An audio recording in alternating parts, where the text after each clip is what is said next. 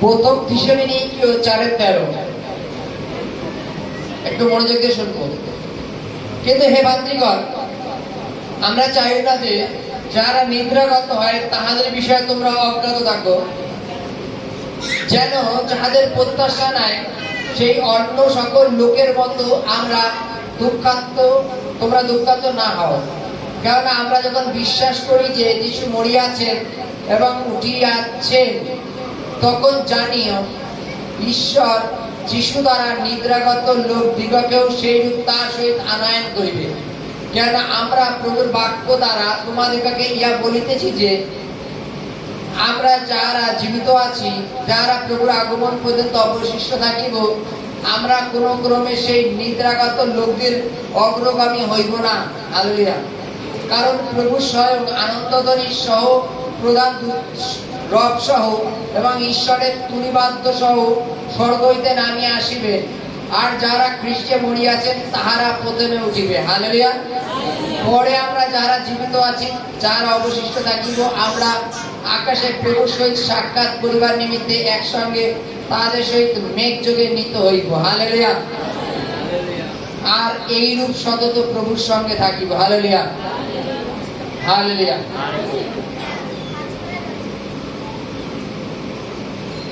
পুরাতন নিয়মে ভাপালি দ্বারা লেখা ছিল, তাই তো নাকি, যে একজন আসিবে যে ইসরায়েলের ত্রাণ করিবে, ত্রাণকর্তা। জানে তো নাকি, পুরাতন নিয়মে লেখা ছিল। এবং যখন যীশু খ্রিস্ট যখন জন্মগ্রহণ করলেন, স্বর্গদূতেরা রাস্তায় যারা মেষপাল দিচ্ছিল, পাহারা দিচ্ছিল, তাদেরকে কি বলছে যে তোমাদের বেথলেহেমে তোমাদের উদ্ধারকর্তা জন্মেছে। হালেলুয়া।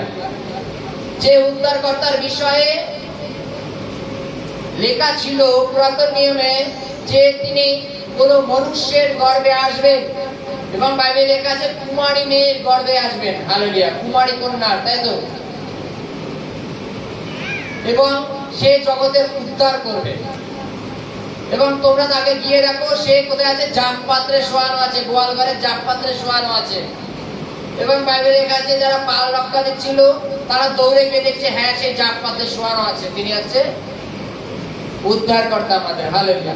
মাসিহ যাকে বলা হয়, উদ্ধারকর্তা বলা হয়। যীশু খ্রিস্টর আগমনের বিষয়ে আগের থেকে আগাম বার্তা ছিল।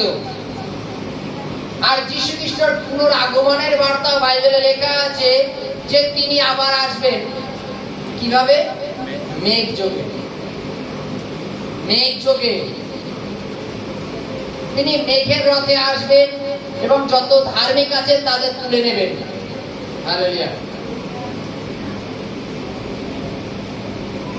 ছোটবেলায় দেখবা আমরা বাচ্চা কাচ্চা যখন ঘুমাতো না, আমরা বিভিন্ন ভয় দেখার গল্প করতাম, তাই তো নাকি?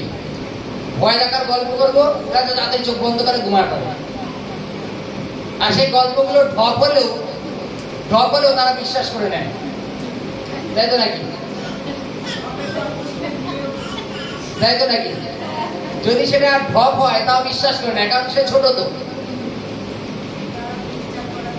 আজকে জগতের লোককে ঢপের স্বপ্ন দেখিয়ে, ঢপের গল্প করে শুয়ে রাখা হয়েছে। হালেলুয়া। শুয়ে রাখা হয়েছে, জানো?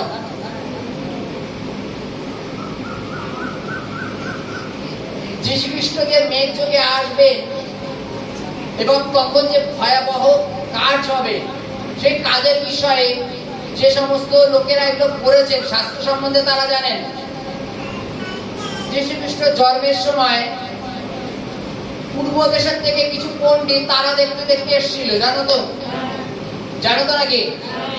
পূর্ব দেশ থেকে কিছু পণ্ডিত তারা দেখতে দেখতে এসেছিল, আর তারা শাস্ত্রে এটা দেখেছিল যে এই তারাটা যেখানে গিয়ে থামবে সেখানে যীশু খ্রিস্ট জন্ম হবে। তারা এটাকে বিশ্বাস করেছিল। আর এখন আমরা নতুন নিয়মে দেখবো এই যীশু খ্রিস্টের দ্বিতীয় আগমনের বিষয় বাইবেলে লেখা আছে। যারা বিশ্বাস করেনি তারা শুয়েছিল, আর যারা বিশ্বাস করেছিল তারা জেগেছিল। হালেলুয়া। যারা বিশ্বাস করেনি তারা শুয়েছিল, যারা বিশ্বাস করেছিল তারা জেগেছিল। স্বর্গ নরকের বিষয়ে বাইবেলে বিভিন্ন জায়গায় উল্লেখ করা আছে, আছে তো নাকি? যে স্বর্গটা কিরূপ আর নরকটা কিরূপ, স্বর্গে কি ফ্যাসিলিটি আর নরকে কি জ্বালা যন্ত্রণা, এই বিষয়ে বাইবেলে লেখা আছে।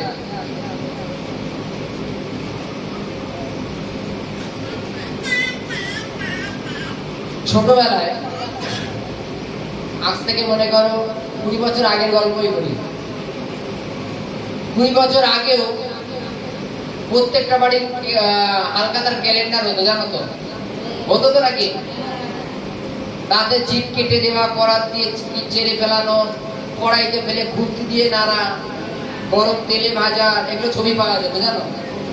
চপের দোকানে ছবি না, মানুষকে দিয়ে ভাজা হতো, জানো তো নাকি? কারা কারা জানি না, হাত তুলে। সবাই জানো, জানো, তাহলে আর বলে লাভ নেই।